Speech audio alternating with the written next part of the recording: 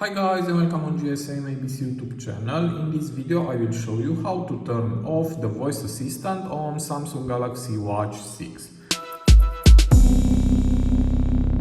So here is my 6 Classic. 1104.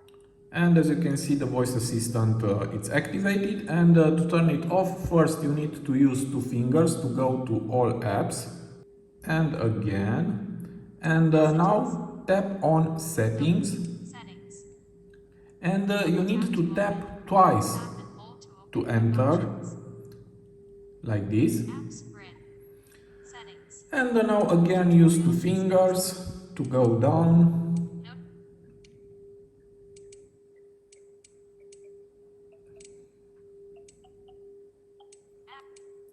and here we have accessibility.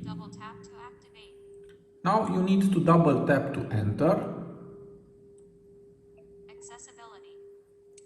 Functions you're using. And now again with two fingers go down. And we have here TalkBack. Again you need to double tap to enter.